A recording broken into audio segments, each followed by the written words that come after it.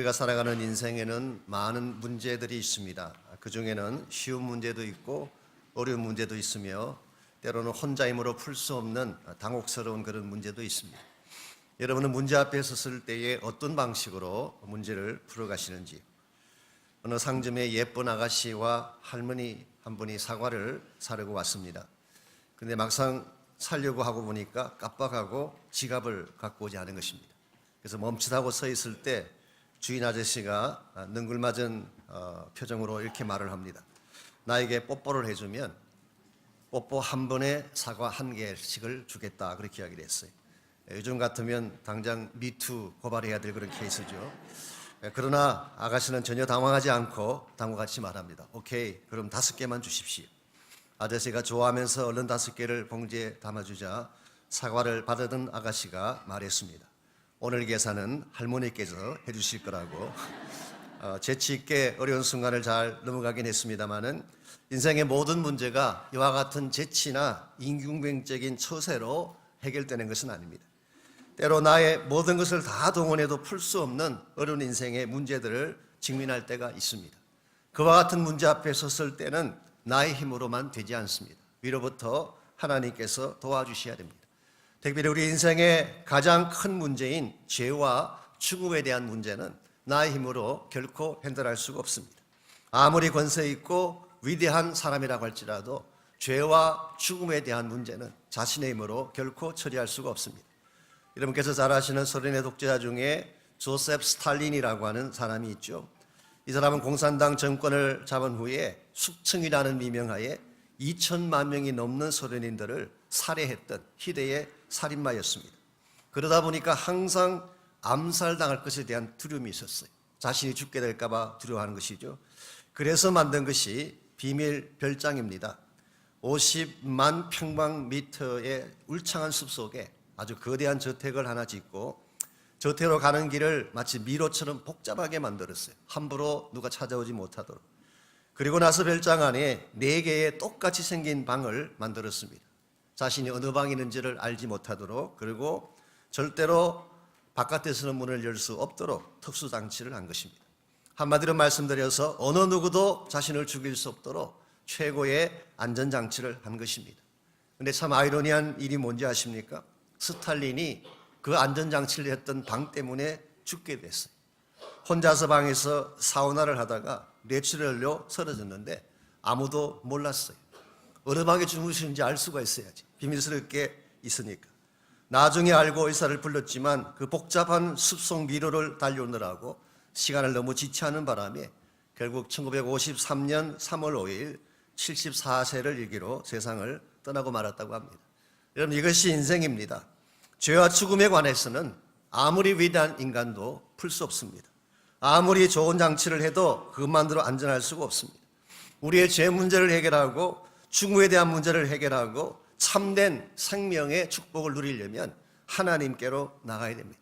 하나님만이 이 문제에 대한 해법을 예비하셨다가 이 문제를 풀어줄 수 있는 분이기 때문에, 이런 면에서 우리 인생에서 물어야 될 가장 큰 질문은 어떻게 하면 이 모든 구원의 해법을 갖고 계시는 하나님께로 나아가서 그분이 준비하신 구원의 복을 우리 모두가 누리며 살아갈 수가 있을까?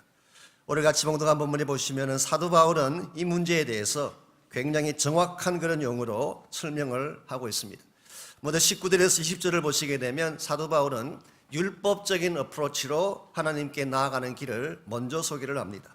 19절, 20절 보겠습니다. 우리가 알거니와 무릇 율법이 말하는 바는 율법 아래에 있는 자들에게 말하는 것이니 이는 모든 입을 막고 온 세상으로 하나님의 심판 아래 있게 하려 함이라. 여기 율법 아래 있는 자들이라고 표현을 했는데요. 어떤 성경 주석가는 이것을 유대인이라 그렇게 해석을 하기도 합니다만은 뒤에 나오는 모든 입을 막고 온 세상으로 심판 아래 있게 한다, 이 표현을 보게 되면 이것은 유대인만 말하는 것이 아니라 모든 인류를 의미하는 것입니다. 모든 인간은 율법의 잣대로 평가를 받고 판단을 받는다, 그런 뜻입니다. 그러나 이와 같은 율법은 우리를 구원할 기능은 갖고 있지 않습니다. 우리의 죄를 지적하고 정죄하는 기능은 갖고 있지만 우리를 죄에서 구원할 기능은 소유하고 있지 않습니다. 그래서 20절 보시면은 그러므로 율법의 행위로 그의 앞에 의롭다 하심을 얻을 육체가 없나니 율법으로는 죄를 깨달음이니라. 여기에 율법의 기능을 분명하게 밝힙니다. 죄를 깨닫는 기능. 존 캘빈은 이것을 정죄의 기능이라고 불렀습니다. 율법에 관해서는 나중에 7장에 가서 조금 더 자세하게 말씀드릴 기회가 있습니다만은 율법은 처음부터 구원의 방편으로 주신 것이 아닙니다. 죄를 깨닫게 하고 죄를 드러나게 함으로써 결과적으로 예수 그리스도에게로 인도하는 몽학 선생의 역할을 하도록, 이게 갈라디아서 3장에 기록된 사도 바울의 말씀입니다. 몽학 선생이라고 하는 것은 튜르를 말합니다. 개인 가정 교사를 말하는 것이죠. 옛날 고대 헬라 사회에서는 그 집에 아들이나 자녀가 있으면은 튜르를 두었어요. 알렉산더 대왕 같은 경우는 아리스토텔레스라는 유명한 철학자를 튜르로 두었죠. 이 율법의 기능은 우리를 그리스도에게로 안내하는 그저 초등학교 교사에 불과한 것이지 절대로 구원의 기능으로 주신 것이 아니다. 더구나 율법의 행위로는 의롭게 될 자가 없다고 한 것을 보면 어느 누구도 율법을 지킴으로 의의 자리까지 이를 주는 것은 불가능한 것입니다. 이런 측면에서 율법을 통한 어프로치, 혹은 인간적인 차원에서 무엇을 행함으로 하나님께로 나아가려고 하는 것은 실제로는 불가능하고 잘못된 어프로치인 것입니다. 그럼에도 불구하고 그 당시 많은 유대인들은 율법의 행위를 통해서 하나님께로 가려고 했기 때문에 외형상으로는 의를 추구하는 것처럼 보였지만 실제로는 self-righteousness, 자신의 의를 구하는 것에 불과했고 결과적으로 하나님의 책망을 받을 수밖에 없었습니다. 오늘 이 시대에도 인간 편에서 무엇을 행함으로 하나님께 나아가려고 시도하는 사람들이 참 많습니다. 어떤 분들은 선행을 통해서 하나님께 나가려고 합니다. 선행은 좋은 것이죠. 착한 일은 좋은 것입니다. 그러나 문제가 있죠. 항상 선행만 하며 살 수가 있을까요? 한두 가지 선행을 하는 동시에 또 악한 일도 행하는 것이 우리 인간의 모습이에요. 그러므로 선행만으로 하나님께 나갈 수가 없습니다. 어떤 분들은 도덕이나 철학을 통해 하나님께 나가려고 하지만 완전한 도덕성을 가진 자가 어디 있겠으며 철학을 통해서 어떻게 하나님을 만날 수가 있겠어요? 그래서 어떤 분들은 종교를 통해서 고행이나 깊은 묵상이나 해탈을 통해서 하나님을 만나려고 하지만 이건 역시 불가능한 것입니다. BSPC 라이프 때 여러 차례 말씀드린 것처럼 인간의 입장에서 하나님께 나가려고 하는 것은 한계가 있기 때문에 항상 완전하게 이룰 수가 없어요. 최근에 한국에서 미투 때문에 곤욕을 겪고 계시는 시인이 계시죠. 이분이 작년에 모 방송국에 나와서 했던 인터뷰 기사가 요즘 계속 우리 온라인상에 뜨고 있습니다. 이 문단 내의 성폭력 사태에 대해서 비판을 하면서 이런 말을 했어요. 현대 초기에는 퇴폐적, 퇴행적 일탈을 한 문인들이 있었지만 지금 작가들도 사회가 요구하는 윤리적 기준을 갖추지 못하면 절대로 생존할 수가 없다. 이게 작년에 본인이 하신 말씀인데 이 말이 본인이 그릴 줄 누가 알았겠어요. 우리 인간이 가지고 있는 도덕성이라고 하는 것이 이처럼 한계가 있는 것입니다.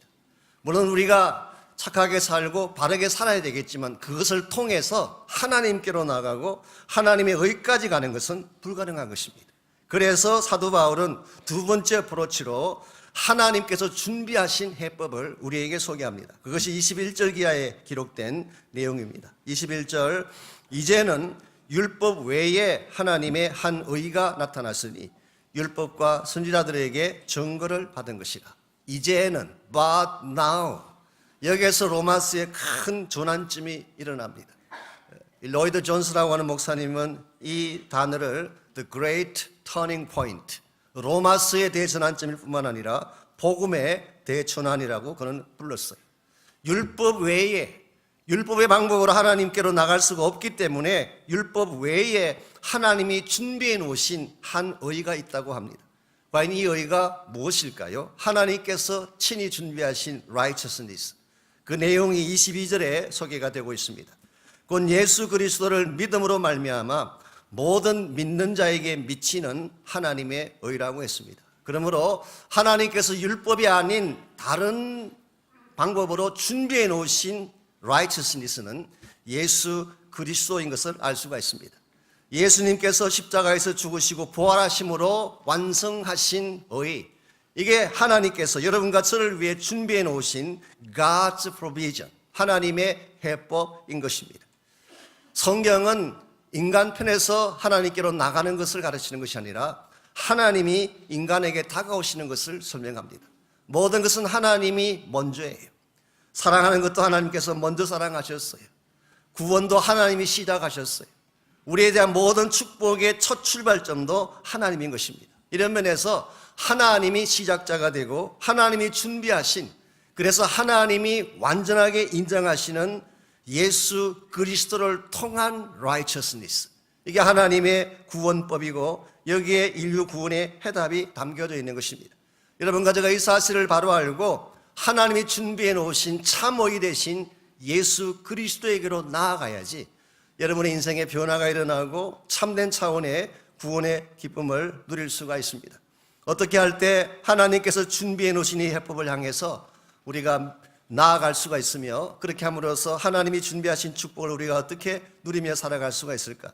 오늘 본문에 보시면은 하나님께로 나아가는데 꼭 필요한 세 가지 키워드를 바울이 소개합니다. 첫 번째가 믿음이라는 단어예요.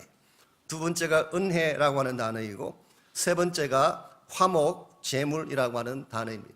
이 단어를 하나씩 하나씩 묵상해 보게 되면 우리 하나님의 준비하심으로 나아가는 길이 무엇인지를 알 수가 있습니다.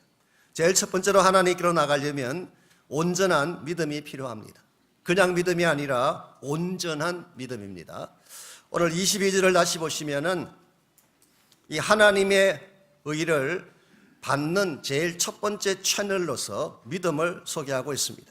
곧 예수 그리스도를 믿음으로 말미암아 그랬어요.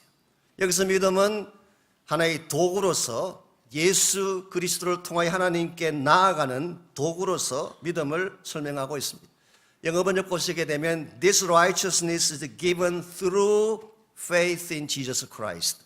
예수 그리스도를 믿는 믿음을 통하여 주어진 하나님의 의.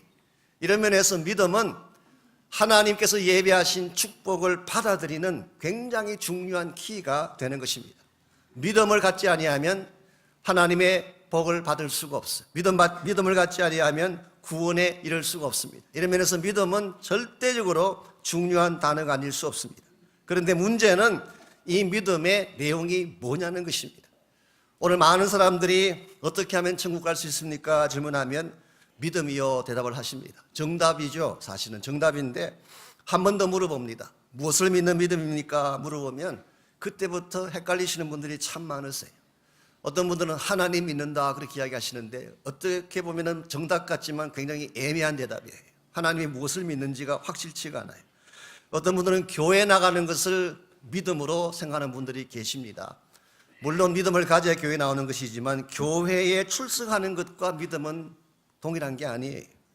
어떤 분들은 기도하고 봉사하고 선교하고 많은 액티비티 참여하면은 내가 믿는 거 아니냐 그러는데 그와 같은 액티비티가 귀중한 것이긴 하지만 그것만 가지고 믿었다라고 말하는 것은 조금 어렵습니다.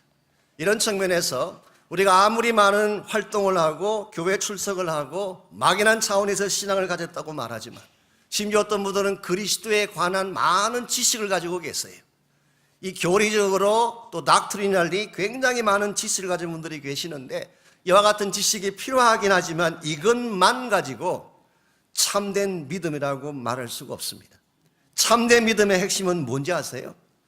예수 그리스도께서 나를 위해 죽으시고 부활하신 그 사실을 믿고 예수님을 내 마음속에 인격적으로 받아들이는 것을 믿음이라고 말합니다. 이것이 saving faith예요.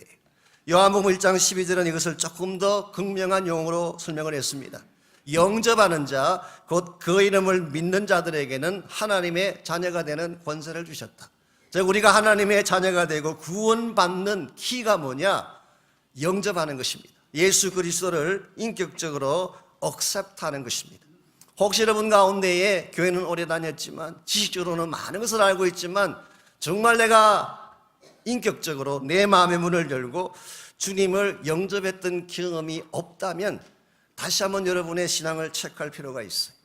지난주에 오후에 우리 페이트 신방을 가면서 제가 다니엘 교회에 있는 젊은 커플 가정을 가게 됐습니다. 대화를 나눠보니까 굉장히 귀한 분들이고 아주 액티브한 그런 분들이었어요. 그런데 제가 이제 천국에 대한 말씀을 나누기 위해서 질문을 던졌더니 그 형제님이 얼마나 정확하게 대답을 하시는지, 정확하게 대답을 해요. 그냥 믿음이 아니라 예수님께서 나를 위해 죽으시고 부활하시는데 그걸 믿는 믿음이래요. 제가 얼핏 들으니까 이분이 정말 예수님을 믿는 사람처럼 보이긴 하는데 조금 제 마음에 좀 미흡한 면이 느껴져서 한 번 더 물어봤습니다. 혹시 그 예수님을 인격적으로 영접했거나 만난 적이 있습니까? 물었더니 그런 적은 없대요. 어릴 때부터 교회를 다녔고 이것저것 말씀들을 많이 배우다 보니까 지식적으로는 많은 걸 알고 있는데 한 번도 실제로 예수님을 영접한 적이 없었어요. 그래서 제가 제 개인 간증을 조금 했습니다. 저도 중학교, 고등학교 때 진짜 교회 가서 열심히 살았거든요. 학생인지 교회에서 사는 사람인지 구별이 안 될 정도로 학교 마치면 교회가 살았어요. 교회 주보 등사부터 시작해서 행사 준비, 주일학교 교사, 전 중학교 때부터 주일학교 교사였었어요. 성가대는 마땅히 들어가고 거의 사찰 수준으로 일을 했어요.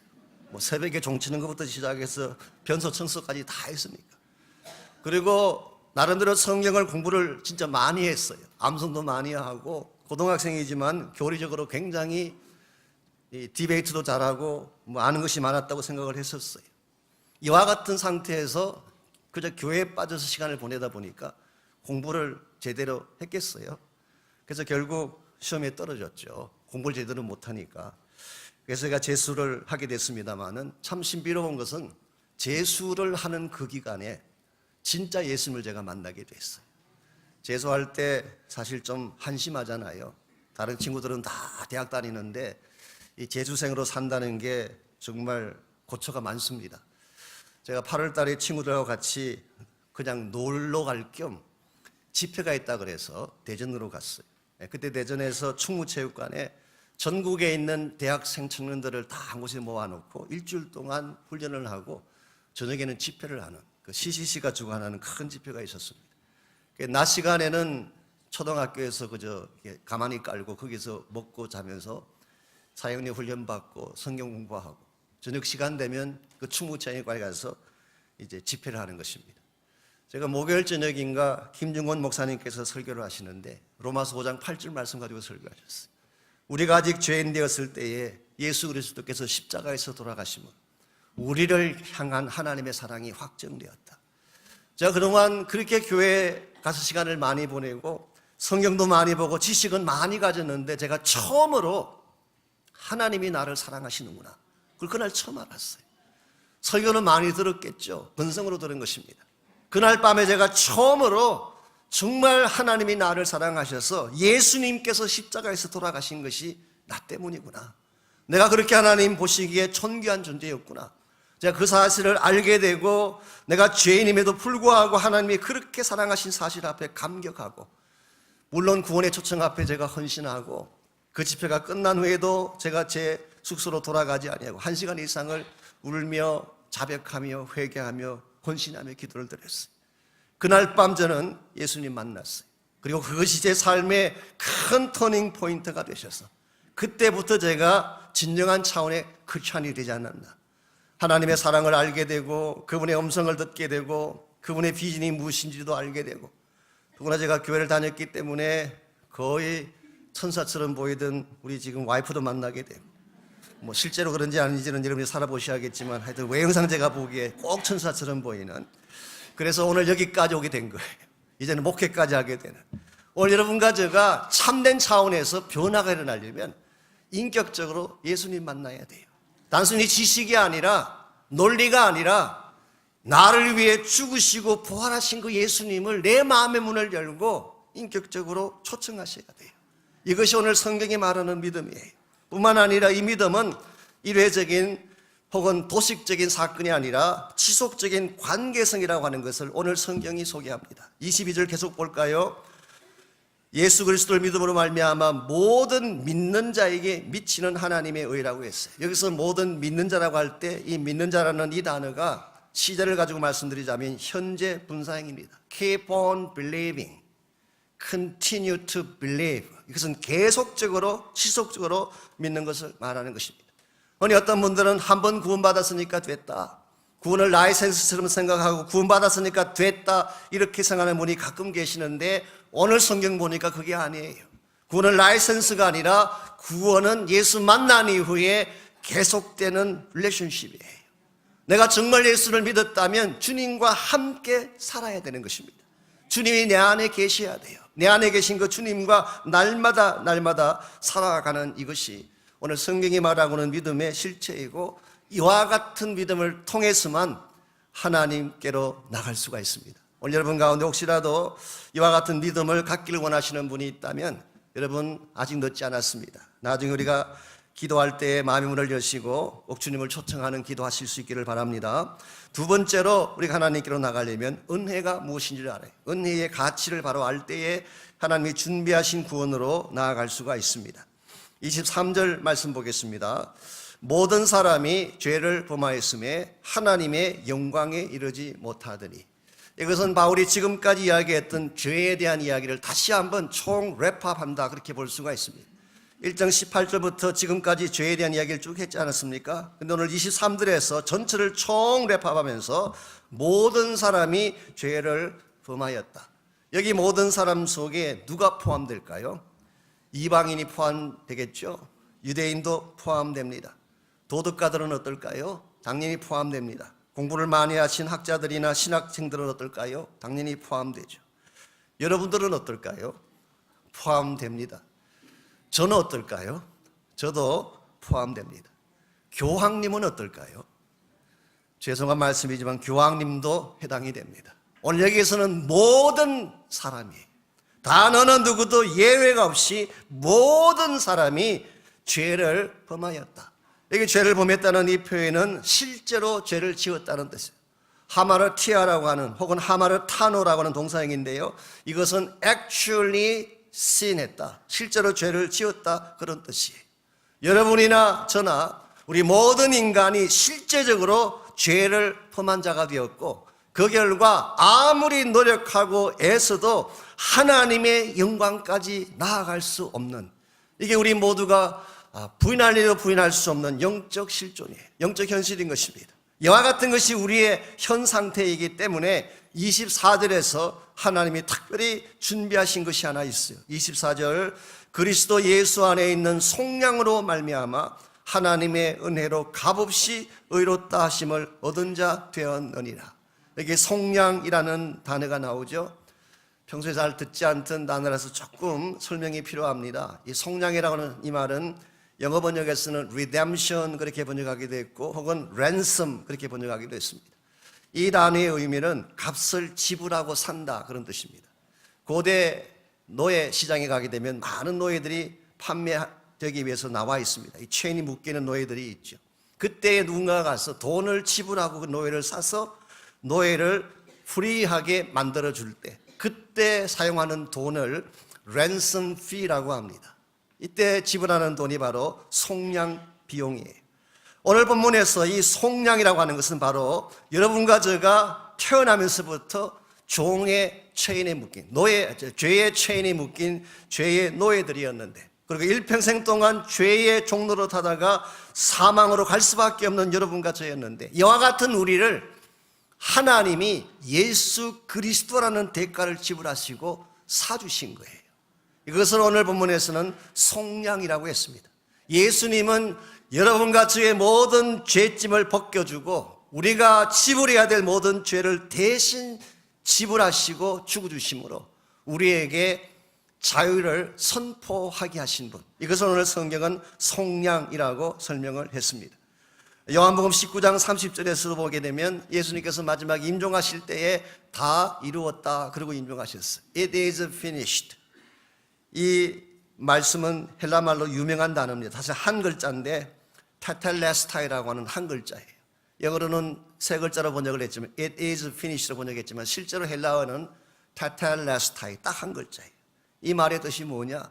고대 사회에서 텍스를 다 지불하고 나면 찍어주는 도장이에요.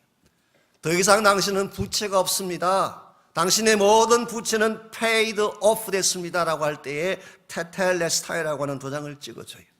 예수님께서 십자가에서 임종하실 때에 우리의 모든 죄를 우리의 모든 대가를 fully 지불해 주심으로 완전히 페이드 오프 해주셨기 때문에 이제 우리는 죄를 지었음에도 불구하고 우리 죄가 다 처리됐기 때문에 프리하게 된 사실. 여기서 오늘 성경은 은혜라고 부르고 있습니다. 여러분, 여기 흥미로운 좀 단어의 어떤 조화가 있습니다. 하나님께서 우리에게 주신 이 은혜는 값없이 줬다고 하셨어요. 그러니까 우리가 이 은혜를 받을 때는 공짜로 받은 거예요. 그런데 공짜로 받았다고 해서 가치가 없는 것일까요? 사구리인 것일까요? 우리 인간 편에서 볼 때는 프리이지만 하나님 편에서 본다면 엄청난 대가를 지불하셨어요. 얼마나 큰 대가를 지불하셨나요? 예수 그리스도라고 하는 한 분밖에 없는 독자 예수님의 목숨이라고 하는 대가를 지불하셨어요. 오늘 여러분과 제가 누리게 되는 이 자유함, 우리가 받게 된 이 은혜라는 큰 선물은 공짜로 주어진 선물이지만 하나님이 엄청난 대가를 지불하셨기 때문에 이것은 프리이긴 하지만 it's not cheap. 결코 값싼 것이 아닌 것입니다. 여러분과 제가 이 사실을 바로 알아야지 우리 성도의 삶을 바르게 살아갈 수가 있습니다. 오늘 많은 사람들이 교회에 오면 그저 구원받고 공짜로 은혜 받기 때문에 이것 자체가 사고인 줄 알고 마음대로 살아가지만 성경은 절대 그렇게 말하고 있지 않습니다. 공짜라고 해서 값없이 주어지는 것이라고 해서 다 가치가 없는 것일까요? 예컨대 여러분, 공기가 얼마나 소중한 것입니까? 만일 하나님이 공기 한 번 마실 때마다 돈 내라 그런다면 우리 가운데 생존할 사람 아무도 없어요. 무슨 수로 24시간 매번 마셔야 되는데 햇볕 쬐다고 돈 받습니까? 사실 햇볕 안에 비타민 D가 있어가지고요, 영양가 덩어리입니다. 공짜로 다 주시잖아요. 물 마시는 거, 사실 우리가 누리는 가운데에 프리하게 누리는 게 굉장히 많아요. 그러나 프리하다고 해서 가치가 없는 게 아니에요. 하나님께서 예수 그리스도를 우리에게 주신 것은 놀라운 선물인데 바로 그 선물 안에 하나님께서 우리에게 주기를 원하시는 모든 축복이 담겨져 있는, 이런 면에서 하나님이 예수 그리스도라는 선물을 통해서 여러분과 저에게 주신 값없이 주신 은혜, 얼마나 감사한 것인지 알 수가 없어요. 언젠가 저희 교단에 우리 행정 전체를 총 책임지는 분이 계십니다. 프랭크 페이지라고 하는 박사님이신데요, 제가 아틀란타 내매 갔을 때 그분을 만날 기회가 있어서 같이 대화를 하는 중에 이분이 재미있는 이야기를 해주셨어요. 어떤 할머니 한 분이 성탄을 맞이해서 손자에게 선물을 하나 사주고 싶었습니다. 근데 나이도 좀 늙어서 백화점 가는 것도 불편하고 또 요즘 젊은 아이들이 뭘 좋아하는지 취향도 알 수가 없고, 그래서 선물을 사서 주는 대신에 그냥 100불짜리 체크 하나를 꺼내서 넣어주기로 했습니다. 그래서 카드 하나를 사고 카드에다가 메리 크리스마스, 그리고 늘 하나님 은혜와 사랑 안에 건강하게 잘 살기를 원한다, 그리고 밑에다가 PS하고 성탄절 선물은 너가 알아서 사람이다. For Christmas gift you buy yourself. 너가 알아서 사람이나, 그렇게 적었어요. 이렇게 해서 카드를 손자에게 보냈는데 한 달 정도 지난 후에 책상 서랍을 정리하다가 깜짝 놀랐어요. 분명히 넣어준 줄 알았던 100불짜리 체크가 책상에 그대로 있는 것입니다. 할머니가 깜빡하셔가지고 체크는 빼고 카드만 보내신 거예요. 손자가 카드를 보고 읽습니다. 메리 크리스마스, 좋은 성탄 갖기를 원한다, 그리고 PS 선물은 너가 알아서 사려면. 그러니까 손자가 얼마나 속으로 황당했겠어요. 우리 인간이 주는 선물은 가끔 이럴 때가 있어요. 외형은 괜찮아 보이는데 포장은 그럴 때 보이는데 내용물이 없는, 실제로는 가치가 없는 선물들이 참 많이 있죠. 근데 하나님의 선물은 그렇지 않습니다. 하나님이 예수 그리스도를 통해 우리에게 주신 은혜의 선물은 하나님의 최상의 값진 보화로 꽉 차 있어요. 그 안에 생명이 있습니다. 그 안에 기쁨이 있고 그 안에 소망이 있고 그 안에 능력이 있는, 그러므로 오늘 여러분 한 분 한 분이 하나님의 은혜의 선물을 사모하시기를 바랍니다. 이 선물을 받아야지 여러분의 인생이 바르게 되고 이 선물을 통해서만 참된 구원의 자리로 나아갈 수가 있기 때문에, 이런 측면에서 우리가 진정한 구원을 준비하고 기다리시는 하나님께로 나아가기를 원한다면 1차적으로는 믿음을 가져야 됩니다. 두 번째는 은혜를 알아야 되겠죠. 마지막으로 우리가 이 하나님께로 나가려면 사랑의 축복을 실제로 누려야 됩니다. 즉 우리가 구원받은 이후에 우리가 누리게 될 축복 중에 하나가 하나님과 사랑의 관계성을 누리는 것입니다. 25절 보시게 되면 또 하나의 좀 어려운 단어가 나옵니다. 25절, 이 예수를 하나님이 그의 피로서 믿음으로 말미암는 화목제물로 세우셨으니, 여기 화목제물이라고 하는 단어가 나오죠. 헬라말로 힐라스테리온이라는 이 단어인데 이건 좀 어렵습니다. 미국 사람들도 어렵게 번역을 해요. 영어 성경을 보게 되면 다양한 번역으로 이 단어를 표현했습니다마는 대표적으로 두 단어가 RSV라고 하는 성경이 있습니다. 옛날에 저희들이 한국에서 보던 영어 성경 Revised Standard Version이라고 하는 그 성경에서는 Expiation이라고 번역했어요. 이것은 무슨 뜻이냐고 하면 예수님께서 죽으신 이 사건이 우리 인간의 허물을 가리고 우리 인간의 죄를 덮는다 그런 뜻이에요. Expiation. 그러므로 이 Expiation이라는 단어를 썼을 때 강조점은 인간 편의 강조점이 있어요. 하나님이 우리를 사랑하셔서 우리 죄를 덮어주신다. 즉 하나님의 사랑에 대한 강조가 그 단어에 있습니다. 그 반면에 킹 제임스 버전에서는 propitiation이라고 번역했어요. 이 단어는 우리가 흔히 안 쓰는 단어니까 우리가 잘 모르는 단어죠. 이 단어는 하나님의 진노를 누그러뜨린다. To appease wrath of God. 하나님의 진노를 누그러뜨린다. 그 강조점이에요. 그러므로 이 단어를 쓸 경우에는 하나님의 진노에 포커스가 있어요. 하나님은 죄에 대해서 진노하십니다. 그래서 반드시 그 죄에 대한 것을 처리하셔야 돼요.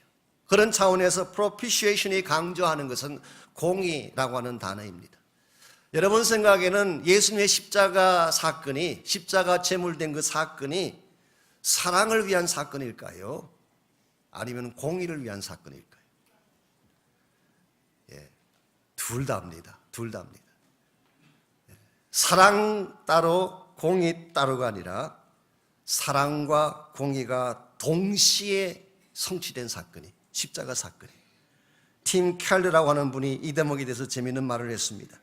십자가는 하나님의 진노와 사랑을 절반씩 만족시킨 타협이 아니라 하나님 공의의 집행 속에 하나님의 말로 다 할 수 없는 완전한 사랑이 담겨져 있다.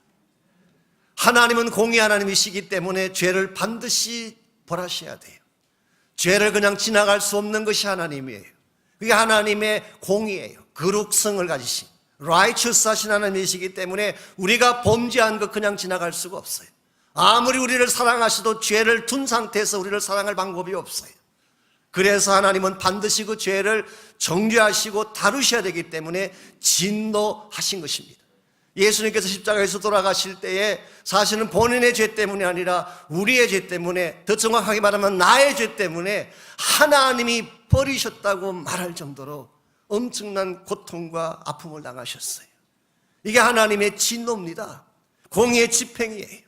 이와 같은 공의를 집행하셨기 때문에 동시에 사실은 내가 지불해야 될 그 대가를 예수님이 대신 지불해 주심으로, 쉽게 말하면 하나님이신 본인 자신이 아픔을 겪고 본인이 찔림을 당함으로써 지불해 주신 것이기 때문에 그 무엇과도 바꿀 수 없는, 그래서 나를 살리신 사건이기 때문에 세상에 어떤 사랑하고도 비교할 수 없는 절대적 사랑이 된 것입니다.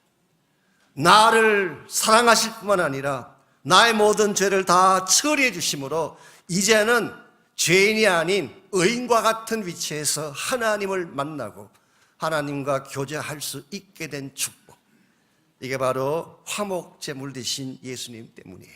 그래서 오늘 26절을 보게 되면 곧 이때에 자기의 의로움을 나타내사 자기도 의로우시며, 예수님이 하나님의 공의를 이루셨기 때문에 하나님의 의가 이루어졌어요. 또한 예수 믿는 자도 의롭다 하셨어요.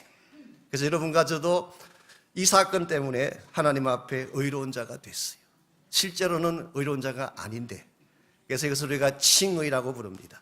Declare righteous, not make righteous.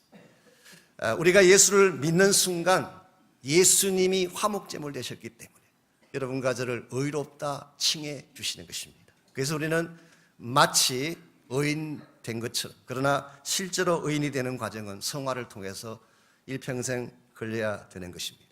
오늘 하나님은 여러분과 저를 사랑하셨기 때문에 실제로는 자격이 되지 않지만 이 하나님의 구원과 하나님의 은혜를 받을 자격이 전혀 되지 아니하지만 여러분과 저를 사랑하셨기 때문에 예수님 보내주셨고 그분의 화목제물 되심을 통하여 여러분과 제가 의로운 자가 되게 하시고 하나님 앞에 바로 서는 자가 되게 하시고 결과적으로 하나님의 놀라운 사랑을 날마다 누리며 사는 자가 되게 하신 것입니다. 이 사실을 알고 계시는지요? 이게 얼마나 놀라운 축복의 소식인지. 만일 우리가 예수님이 아니었더라면 하나님의 사랑을 알지도 못했고 예수님이 아니었더라면 이 사랑 누릴 수가 없습니다. 주님 때문에 우리가 이 사랑 가운데 서게 되고 예수님 때문에 오늘 또 주 앞에 나와서 주님 만나고 하나님 만나고 참 소망과 생명과 기쁨 가운데 살게 된 것입니다. 우리 빌리 그레이엄 목사님 장례 예배가 지난주 금요일 있었죠. 아시는 대로 이분은 20세기 최고의 프리처입니다. The Preacher. 그분의 묘비에 Preacher 이 한 단어를 써달라고 그분이 이혼을 남기셨는데 뒤에 몇 자리 더 붙이긴 했어요. The Preacher of the Gospel of the Lord Jesus Christ라고 붙였지만 아마 20세기, 21세기에 걸쳐서 최고의 설교자가 이분입니다.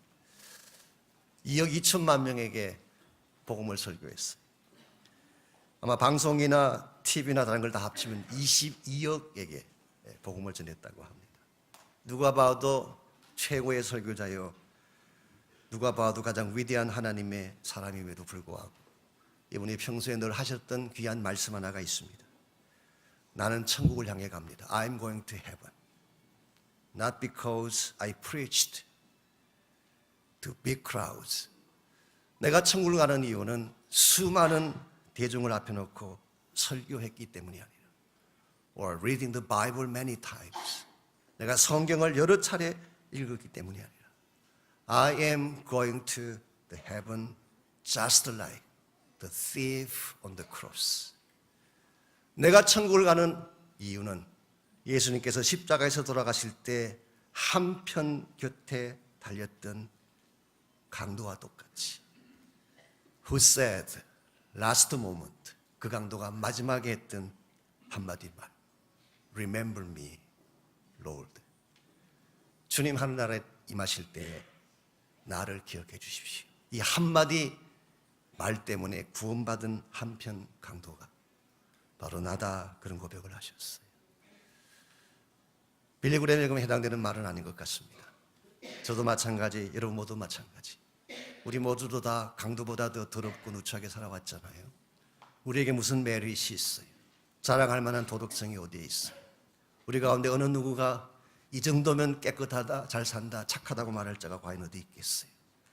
우리 모두는 다 강도와 같은 존재였는데 그 강도가 마지막 순간에 부탁했던 한마디 말 Remember me, Lord.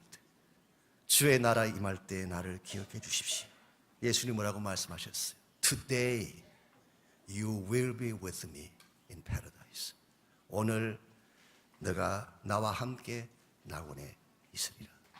이게 복음입니다. 이게 주님께서 여러분과 저에게 주신 최상의 아름다운 축복이에요. 혹시 여러분 가운데 아직도 이 복음의 축복을 누리지 못한 분이 계신다면, 이 선물을 받지 못한 분이 혹시 계신다면 오늘 이 시간에 성령께서 여러분의 마음을 열어주시고 여러분의 마음의 문을 열고 이 구원자를 나의 주님으로 나의 구원자로 초청하고 영접하는 그런 은혜가 있기를 바랍니다. 우리 가운데는 누구도 완전한 자가 없습니다. 우리의 힘과 능력으로 하나님의 의까지 도달할 사람 아무도 없습니다. 그러나 우리가 예수 그리스도를 영접하게 되면 그분 때문에 우리 하나님의 의에 도달할 수가 있고 하나님이 축복하시고 약속하신 모든 천국을 누릴 수가 있습니다. 여러분 가운데 아직도 주님 만나지 못한 분 혹시 계시면 오늘 기도할 때에 누구에게도 알릴 필요가 없습니다. 여러분과 하나님과의 관계예요. 여러분의 마음의 문을 열고 여러분의 심령 진심을 담아 주님 앞에 기도하십시오. 주님, 나는 죄인입니다. 한편 강도와 똑같은 죄인이었습니다. 그러나 예수님께서 나를 위해 죽으시고 부활하심으로 나의 모든 죄를 다 사해 주신 것을 내가 믿습니다. 내 마음의 문을 열고 주님을 나의 구원자로 초청합니다. 내 안에 들어와 주십시오. 그리고 나의 모든 죄를 다 깨끗하게 씻으시고 하나님의 자녀로 살게 해달라고 기도하시기를 바랍니다. 우리 인생에 주어진 수많은 무거운 짐들 우리 힘으로 절대로 감당할 수가 없습니다. 혹시 여러분 가운데 사망처럼 무거운 인생의 고통과 짐을 지닌 사람들이 혹시 있다면 내가 아니라 하나님이 하셔야 돼요. 하나님에게 맡기고 기도하십시오. 주님 도와달라고, 개입해달라고, 주님께서 위로부터 부어주시는 그 능력과 은혜로 내 삶의 모든 문제가 처리되게 해달라고 기도하시길 바랍니다. 이 사람은 나같이 한 목소리로 우리 결단의 기도, 헌신의 기도 함께 드리겠습니다.